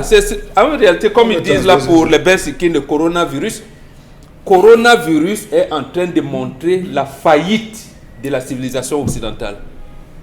C'est nous qui ne savons pas. C'est pour ça que... C'est-à-dire que, sans vous couper mon boc, coronavirus nous montre la faillite de la société occidentale on voit comment ils en meurent aujourd'hui, incapables de se soigner. Et pourtant, nous rêvions justement aller là-bas, Nous soigner. considérés pour nous comme Regardez, Eldorado. plateau technique haut de gamme, technologie high-tech, c'est comme ça qu'ils Achète pas la attirent. vie. Non, C'est eux qui peut-être, mais États-Unis Ouais, touchés, moi, je comprends France pas. Mais touchée, justement, Italie touchée. Avoir la technologie high-tech. Mais justement, pourquoi vous pouvez donc avoir la technologie high-tech, un petit micro vous dérange? Nous, on ne nous dérange pas. C'est là le problème, parce qu'on a pensé en Europe que lorsqu'un enfant de 6 ans te dit, papa, si tu ne me dis pas s'il te plaît, je ne te donne pas l'eau à boire. Tu lui dis s'il te plaît, d'abord je vais doubler ta glace de 16 heures. La différence, Il pense que c'est ça, ces aimer un enfants-là qui enfant. fabriquent nos téléphones Non, ça c'est portables, hein. tuer un enfant. Et c'est ça qui se résout, parce qu'en fait, On trouve que le mot- on a pensé que l'individualisme là, moi je garde mon enfant et tout, c'est ça qui tue. La différence dans tout ça, c'est qu'à la fin du compte, ces téléphones portables qu'on utilise sont ces enfants qui en fabriquent. Donc, il ne faut pas toujours voir. Oui, ces enfants qui sont chouchoutés. C'est ce que vous ne savez justement pas. Vous n'avez pas appris les mathématiques quantiques. Vous voulez, on peut faire un cours dessus. On vous dit comment à Tombouctou on en fabriquait. C'est ça, on vous dit des téléphones. Le téléphone, le premier bâtonnet de l'histoire, c'est l'os du Chango. oui. Allez étudier. Ce n'est pas l'os bon du de Chango, rester vous dans allez le voir. passé. Ok, à Tombouctou, on l'a fait. Les pyramides égyptiennes, c'est les Africains qui ont fait, on ne parvient pas à reconstruire ça aujourd'hui. Pourquoi donc Ça existe. l'Afrique est toujours en marche? Pourquoi Parce que la raison, si vous posez cette question, ça veut dire que vous ne savez même pas dans quelle situation vous vivez. L'Afrique est là parce que parce qu'on a imposé, on a coupé les têtes de ceux qui devaient prendre l'Afrique en charge. Attends, Oumniobek, Kadhafi et tout ils ne se sont pas suicidés. ils ne sont pas les seuls. Bon, maintenant les autres. Mais ils sont pourquoi les ne seuls. prennent pas On les porte. choses en marche? Pourquoi on vous dit que De Gaulle, De Gaulle est le plus grand Français de tous On les appelle temps. les Français les Gaulois. Je ne Non, vois pas. De Gaulle est le On plus s'écoute, grand on Français de s'écoute, tous les on temps. s'écoute. Or, il a fait un coup d'État en 58. Je vois pas le rapport entre un enfant battu et le corona et la technologie. Non. Demandez à n'avons vos frères, pas à vos frères et sœurs qui sont en Europe, Excusez-moi, pourquoi on voit-il les excusez-moi, enfants monsieur fréquenter ici? Mbachou. Excusez-moi. C'est pas moi qui parle. hein. Monsieur Mbachou. Monsieur Ngachou. Mbachou. Non, Ngachou. Yangachou. Yangachou que je suis. Monsieur Ngachou. Monsieur- Yangachou que je Ngachou. suis et Yambachou qu'il est. Donc, vous voyez, elle a confondu. Voilà. La- Bon, on peut la- comprendre qu'il y a quand Elle même a la dit à phonétique monsieur Ngachou Achou. qu'il est- La chicotte, Voilà. la chicotte, ça n'avance pas. Si vous ratez l'éducation d'un enfant quand il est petit, vous serez obligé de le taper plus tôt. Enseignez à l'enfant ce qu'il ne faut pas faire. Dites à l'enfant, montrez. Moi, j'ai pas de problème avec les parents qui sont polis. Si un parent ne peut pas dire s'il te plaît à son enfant, qui ne demande pas à l'enfant à son tour de demander, de dire s'il te plaît à quelqu'un d'autre. Les parents doivent prêcher par l'exemple. Du moins, c'est comme ça. C'est dans ça que moi j'ai évolué. D'accord. Oui, c'est pas votre exemple qui est la référence. Mais ce n'est pas non plus l'exemple Monsieur des Bachou autres et qui moi, est la référence. nous Je avons suis désolée, évolué nous dans sommes- un cadre familial nous où on sommes intégrait nombreux. les deux. Les deux. Nous sommes On nombreux. intègre les Donc, deux. La chicotte et la carotte. On Je suis intègre désolée. les deux. La preuve, Je suis désolée. je ne suis pas mal élevé, lui non plus. Voilà. Donc, Et moi, nous encore sommes, moins. non, voilà. Non, Donc, encore je dis, moins. on Donc, pas- maintenant, On va retrouver. Chacun On va se son retrouver. affaire. Ne dites donc pas, on ne demande pas aux parents de ne pas causer On avec va se les enfants. retrouver. Mais vous vous dites, j'étais la chicotte, vous en savez quoi, madame? Merci. Je Merci parle de beaucoup, mon vous en vécu, savez. Père Dominique Bambam. Audrey. La chicotte n'a pas été Dominique mon Audrey. partage. Mais c'est vous, Donc, c'est je vous. ne suis Dominique pas mal Audrey. élevée parce qu'on m'a pas tapé. Voilà. Je suis pas aujourd'hui, je ne suis pas une vendeuse de plaisir parce qu'on m'a pas tapé. Les enfants qu'on tape ne réussissent pas forcément. Bon, écoutez. Ils réussissent. Donc il n'y a pas de normes établies en matière d'éducation. Les téléspectateurs Moi, j'en pourront connais vous. qui ont euh, accepté il y la en a, chicotte, Les c'est téléspectateurs vous donnent leurs bon. avis. Accepter la violence. Les téléspectateurs nous donnent leurs Des avis. On va lire les avis tout à l'heure. Et même après l'émission, on pourra échanger avec eux, il n'y a pas de souci. Et on va lire leurs avis. Allez, dans un instant, mesdames, messieurs, nous allons retrouver ce que vous laissez en permanence sur les réseaux sociaux, mais surtout ce qui fait la une des réseaux sociaux en ce moment.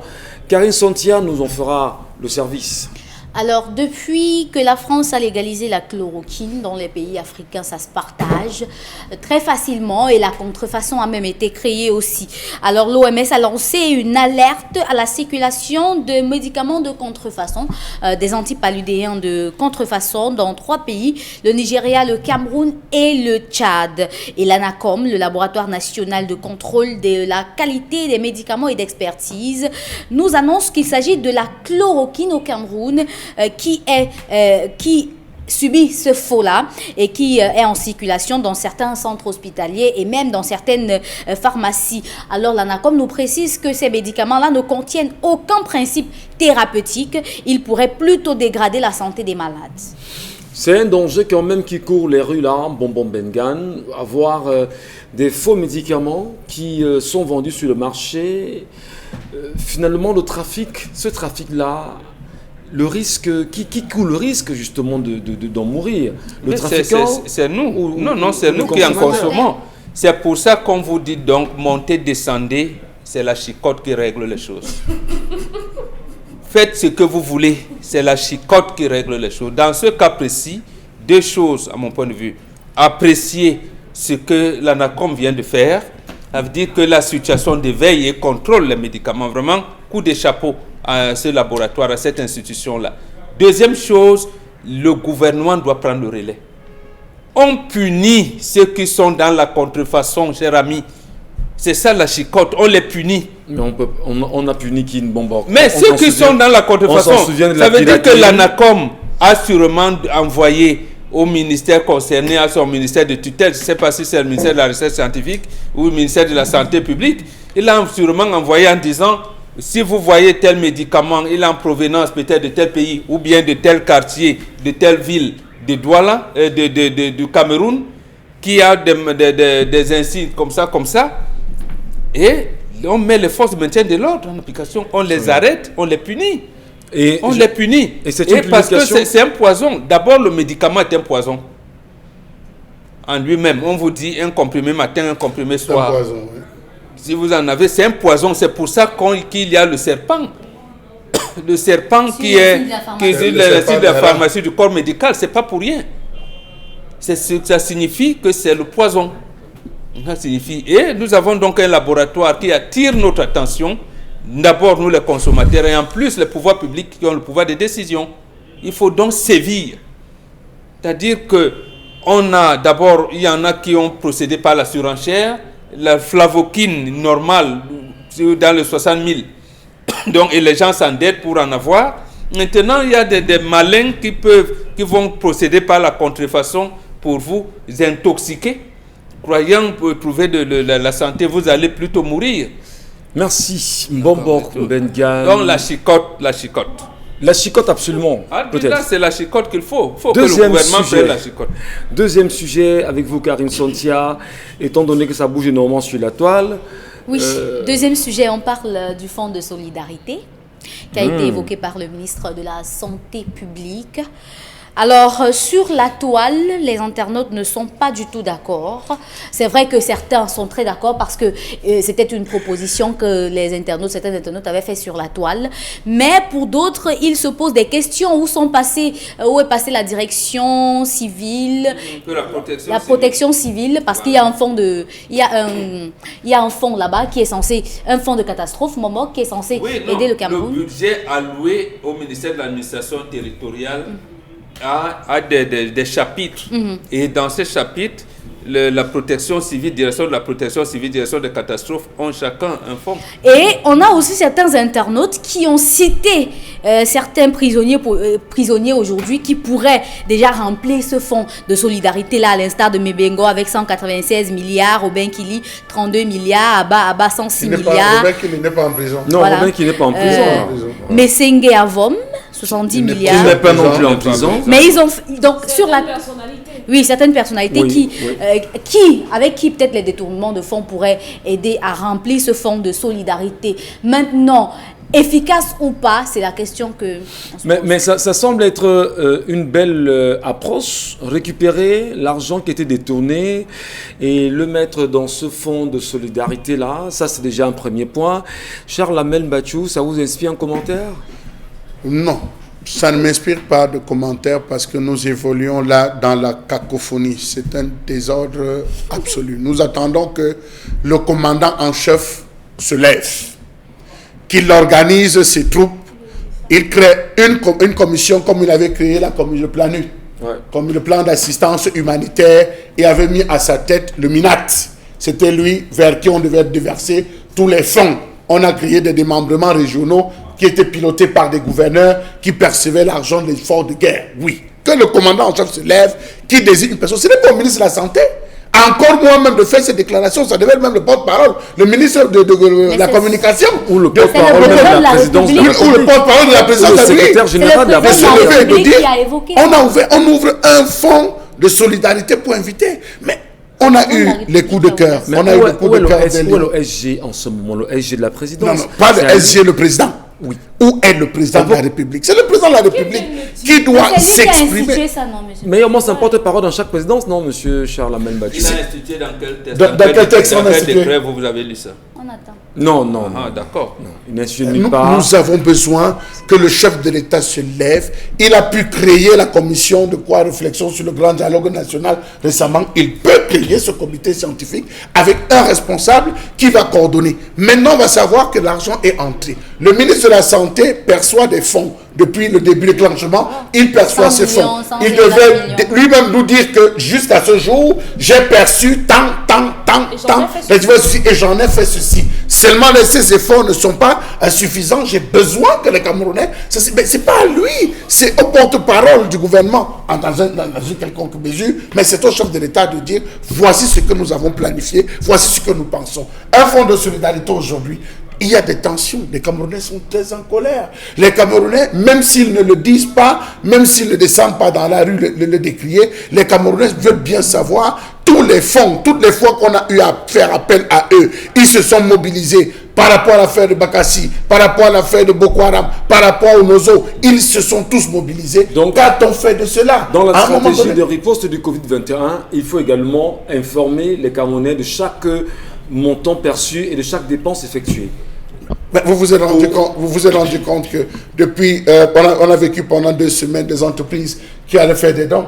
Mais le ministre, lorsqu'il vient faire un point comme celui-là, il devait nous dire, jusqu'à ce jour, nous avons perçu des entreprises citoyennes, peut-être pas les citer, nous avons perçu telle somme, ça fait un montant global de temps, nous avons orienté dans les équipes, dans le recrutement des différentes équipes, les mobilités, on a pu acquérir le matériel.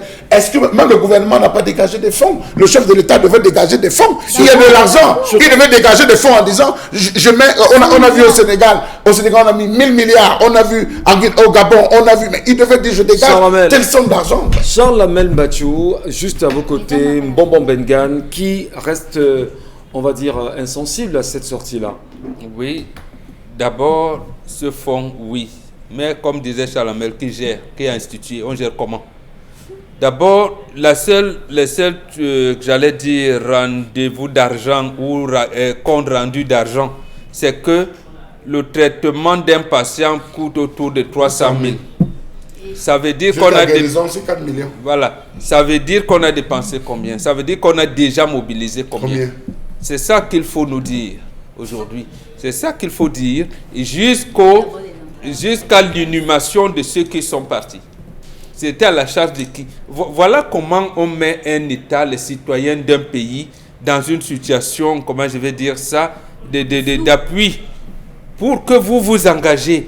Parce qu'on voudrait l'effort de quelqu'un, on voudrait l'engagement de tous les citoyens. Déjà, les 2 ou 3 citoyens qui sont venus, nous ont contribué, vous leur dites, nous avons reçu 1 milliard. D'abord, nous avons 2 centres d'assistance, 2 points focaux. Nous voulons que chaque hôpital de district soit un point focal avec les kits ici et que le traitement ne soit pas dispersé, que ce soit dans les 10 régions, les chefs-lieux des 10 régions. Voilà combien on pense, si on mobilise 1000 milliards de francs, ça peut nous donner ceci. Dans les 1000 milliards de francs là, nous comptons également sur nos amis extérieurs, l'Union européenne, la Chine et tout. Et on lance donc une collecte nationale en disant, venez, ça nous concerne tous. Mais on ne le fait pas. On commence à créer des trucs comme ça pour susciter des Dominique Audrey, le sujet est vachement passionnant que nous souhaitons également vous entendre là-dessus quand même. Oui, Ce fonds de solidarité et puis les réactions des internautes, finalement, est-ce qu'on devrait valider un fonds de solidarité sans que ce ne soit le chef de l'État lui-même qui viennent justement à signer un quelconque décaissement, comme ça s'est fait justement au Sénégal, en Johannesburg, au Gabon, en Côte d'Ivoire. Vous ne citez que ces pays-là. Non, on ne doit pas mettre chef de l'État, validation et fonds. On est tous d'accord qu'il faut un fonds. Mais maintenant, les gens ne comprennent peut-être pas. Quand on demande que le président prenne les devants, qu'il prenne la parole, c'est une façon de fédérer tout le monde. Oui, M. Manaouda va juste porter le message. Mais est-ce que ça aura le même impact? Pensez-vous qu'il suffise que M. Manaouda parle pour que ma mère, elle, ait envie d'envoyer 1000 francs? Non. Au contraire, si c'est le président de la République qui se lève et dit « Nos chers compatriotes, voilà la situation, nous sommes à quasiment 200 cas, on a besoin de tel, on a besoin de lits, on a besoin de machines et d'un certain nombre de choses. » Je suis sûre que ça aura un impact encore plus grand. Le spectre d'action sera encore plus large.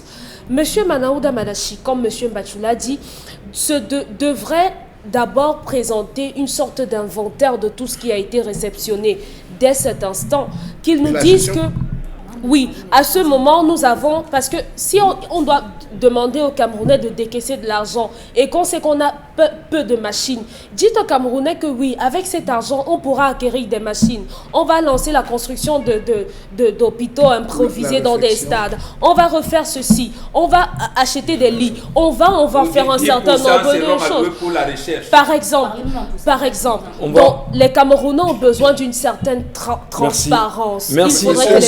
On s'en souvient. Charles Mbachou, on s'en souvient de l'effort de guerre. Jusqu'à aujourd'hui, on n'a jamais fait de rapport.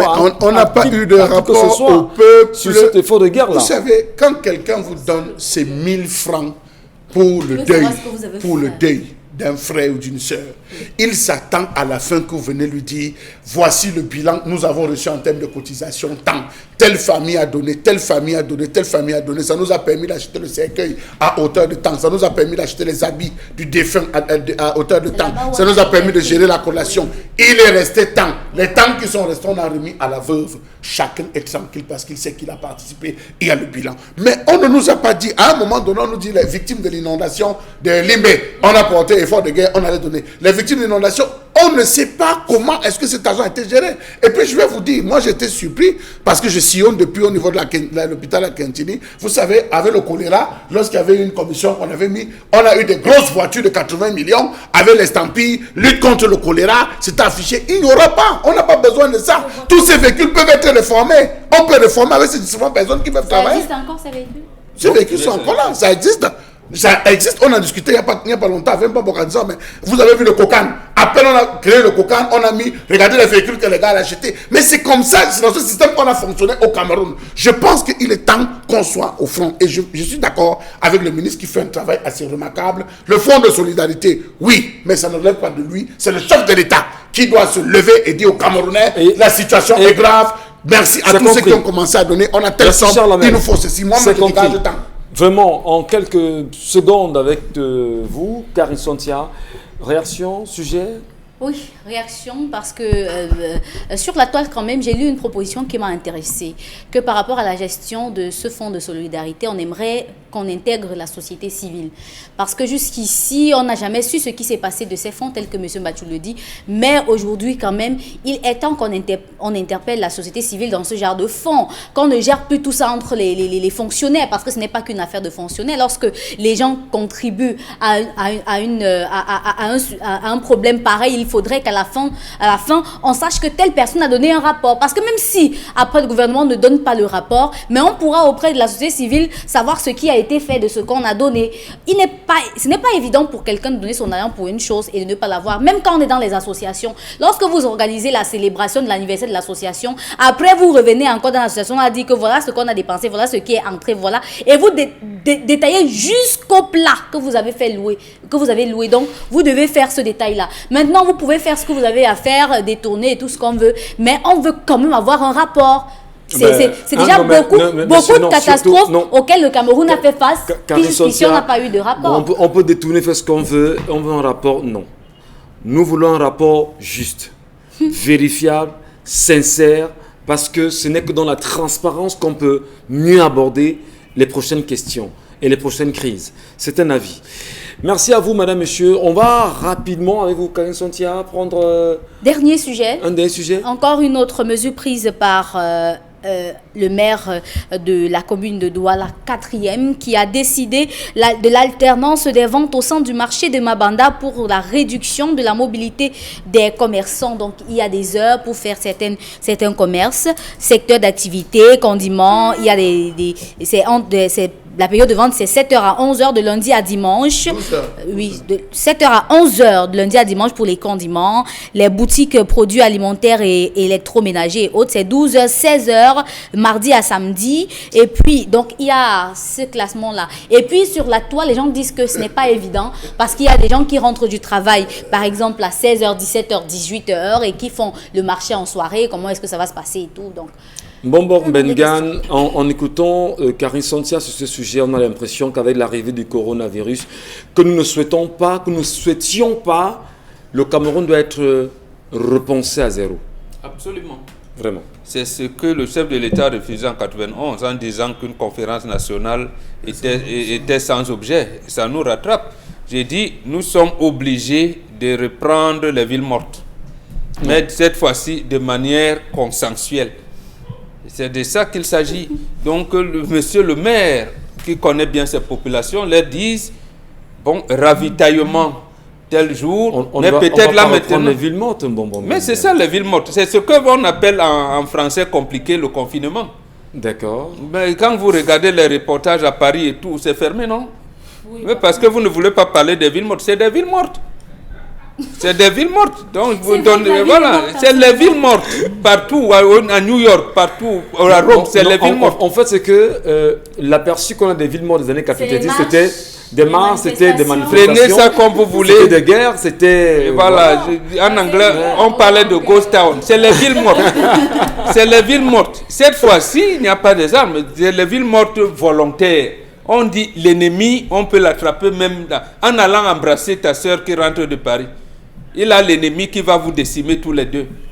On dit donc, procédez aux villes mortes pendant 14 jours pour voir, et vous allez vous embrasser le 15e jour. Le problème est où? Le problème est où? Parce que Mbouamasso ne réclame pas les droits d'auteur. Donc, que le maire dise à ces populations non, tel quartier, parce qu'il maîtrise, il y a quand même un grand nombre de la population de Douala 4e, c'est quand même peut-être également comme la population de l'autre partie de Douala. Il dit qu'il connaît ses marchés, il demande de ravitaillement et dire comme les deux maires, Douala 5 et Douala 2, aujourd'hui, 2 ou alors 2 jours fermés, procédons à la propriété. Est-ce que c'est possible ça? Charles, vous nous permettez. Dominique Audrey, est-ce que la proposition du maire, de votre point de vue, est possible? Si je comprends bien, monsieur le maire dit qu'on vend les condiments de 7h à 11h tous les jours. Oui. Donc, après, je rentre à la maison, je reviens acheter maintenant le riz et la tomate, c'est ça? À partir de midi. Ah non, quand même, soyez sérieux, je vous en prie. Dans les mêmes benches qui nous vous allez monter. C'est mieux encore. C'est mieux de dire qu'on ouvre le marché lundi, jeudi, dimanche. Ne dites pas 7h, 12h. Ça va créer trop de problèmes. Moi, je suis au travail, je ne peux pas acheter les condiments à 11h. Je fais comment? Je prépare ça en condiment ou bien je reviens à 12h, j'achète juste le riz sans pouvoir préparer. Il faut mieux travailler. Peut-être l'idée est bonne, mais maintenant il faut mieux travailler ça. Vous ne pouvez pas, les personnes qui vendent l'électroménager, eux ils n'ont pas la possibilité d'avoir de l'affluence. On ne peut pas leur imputer ça. Ce sera un peu compliqué pour ces personnes-là. Elles peuvent ouvrir jusqu'à 16h et pour le reste, il faut essayer de revoir. Mais les marchés 7h, 11h, non, ça ne marche pas. 3 jours par semaine peut-être. Allez, on va quand même dire qu'il y a aussi au niveau du... c'est une note d'information. Le maire de la commune d'arrondissement de Douala 2e porte à l'attention des commerçants du marché des femmes et chèvres que, conformément aux mesures gouvernementales de lutte contre le Covid-19, il est autorisé à Madame la présidente du comité ad hoc du dit marché de prendre toutes les dispositions utiles pour empêcher la propagation du coronavirus dans le marché. Précision, à cet effet, les contributions financières à hauteur de 1000 francs à défaut de fermeture immédiate de commerce est exigible par boutique et table, car la lutte concerne tout le monde, signé le maire. En d'autres C'est termes, bien grave ça quand même. En d'autres termes, on oblige les commerçants à donner 1000 francs. À donner 1000 francs. Oui. Pourquoi? Pourquoi? Non, mais Bonbon Bengan. Il y va de l'hygiène de la propriété. Ils payent déjà les taxes d'hygiène dans le marché. Non, mais là, justement, ce genre de fonds de solidarité, moi, Est obligatoire. Oui, obligatoire, j'adhère. J'adhère. Vous allez faire. Précisément, non, c'est ça en fait. Lorsqu'on parle de jeudi de propriété, est-ce que ces gens-là viennent faire la propriété? Ils ne viennent pas. Ils ne viennent pas. Parce que c'est pour ça que nous autres, je pense qu'un internaute a d'ailleurs, on a passé ça, et dit où est passée la direction de la protection civile. Pour qui connaît ce qui nous arrive, il s'agit de la protection civile. Et en cas dans la protection civile, c'est tout le monde. C'est-à-dire que, j'allais dire, on a parlé tout à l'heure de l'association de la société civile. Donc, le gouvernement, qui est le bras armé de l'État, vient coordonner l'action de tout le monde. Parce qu'on dit aux citoyens, gars, l'heure est grave. Vous avez vu dans d'autres pays, on dit aux gens, restez à la maison, mais les entreprises vont vous payer. Vous voyez, mais nous, on n'a pas. On n'a pas la surface financière qui le fait. On n'a pas une organisation qui puisse nous amener à ce niveau-là. Mais on dit aux citoyens, gars, l'heure est grave.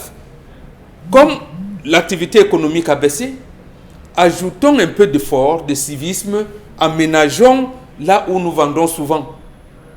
Et nous n'avons pas de casse. Nous n'avons pas. 1000 francs pour chacun, ce n'est pas mauvais. Maintenant, il reste à savoir, comme disait Charles Ahmed, on va faire quoi de ces 1000 francs-là? Donc, ça doit être donc tracé en disant, peut-être va falloir acheter des casques pour couvrir le nez et la bouche, peut-être les gants, peut-être. Merci. Donc, je n'en sais rien, mais ça doit être expliqué. On va prendre quelques messages de Karine Sontia rapidement avant de toucher l'interpellation du jour. Karine, avec vous. Pour la Coupe du Monde de 1994, on a fait une sorte de collecte nationale pour accompagner les Lions aux États-Unis.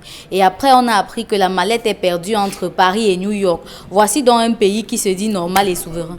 Combien l'État lui-même a décaissé pour faire face à cette lutte? Je pense qu'il y a un montant qui a été alloué aux pays touchés par cette pandémie. Si c'est le cas, qu'en ont-ils fait? Tout ce qui concerne l'argent dans ce pays se termine toujours mal et sans suite. Qu'ils prennent l'argent récupéré dans le cadre de l'opération Épervier et s'occupent de ça eux-mêmes. On a déjà du mal à manger. Il faut encore qu'on aille les engraisser. Ce pays me fait penser au Botswana. Une vraie blague.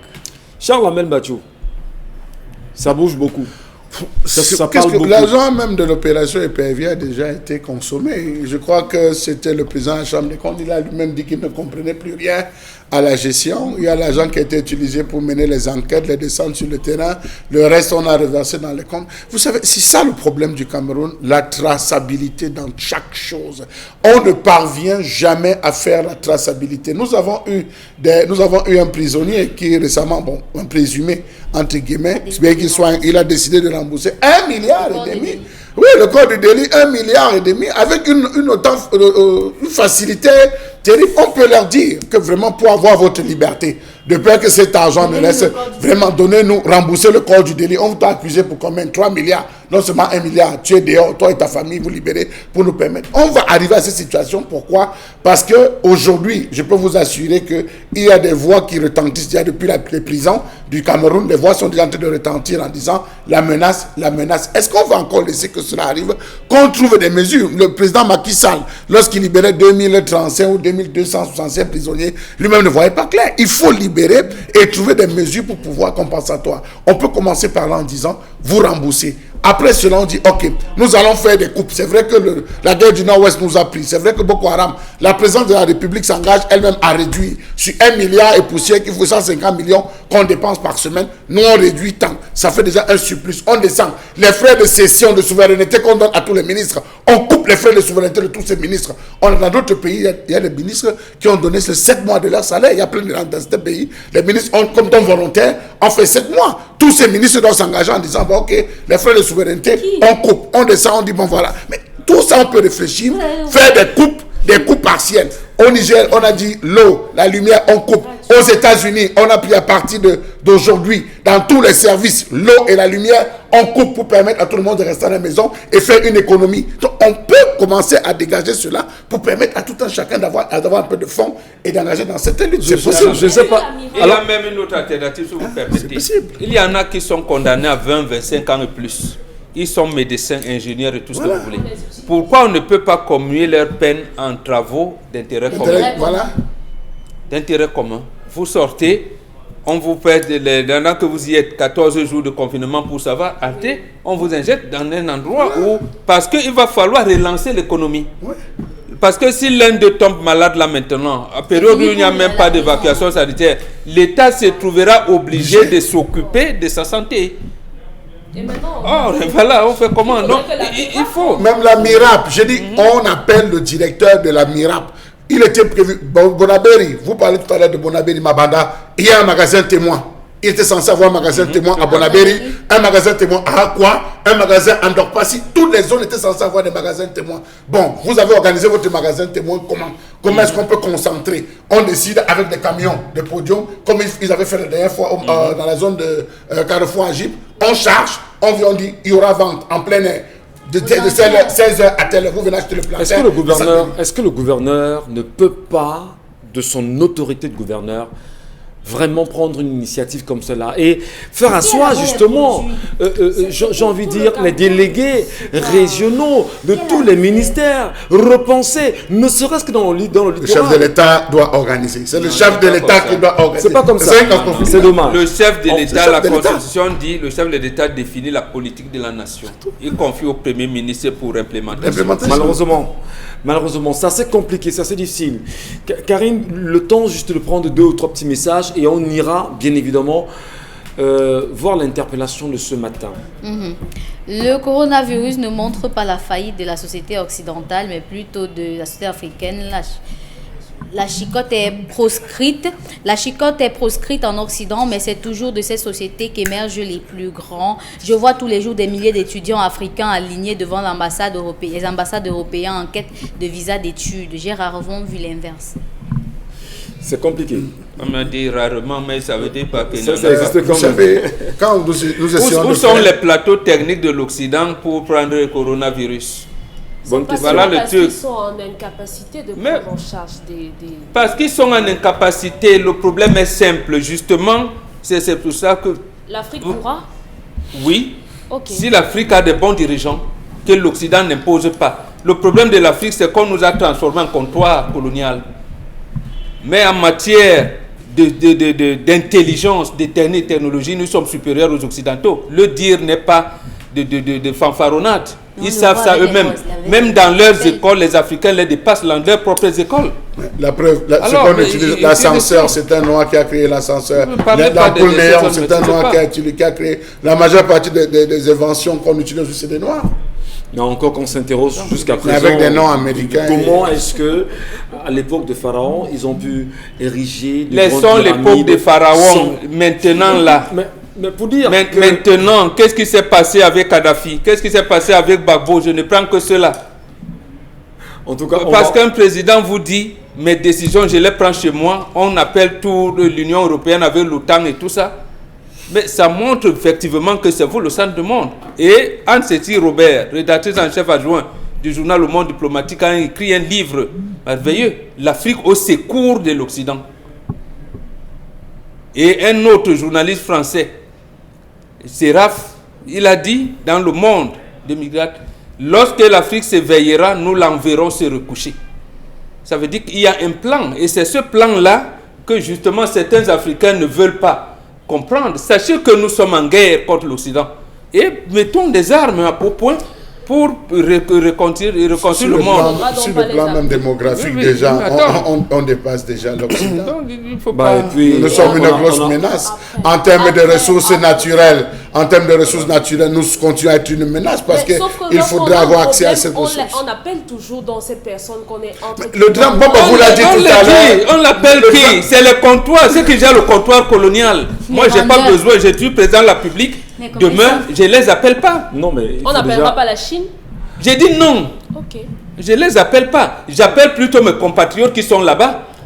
J'ai créé les conditions, ils viennent, ils organisent le pays.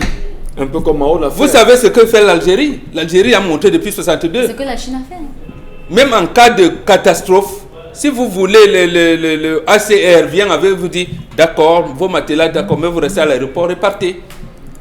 Ils s'organisent. Ne faisons pas comme si ça n'a jamais existé. Allez, on va vous dire merci pour ces nombreux messages. Laissez bien sûr, on va dire, sur nos pages Facebook. On vous lira. Nous continuons à vous lire. Merci de la fidélité. Continuez à réagir.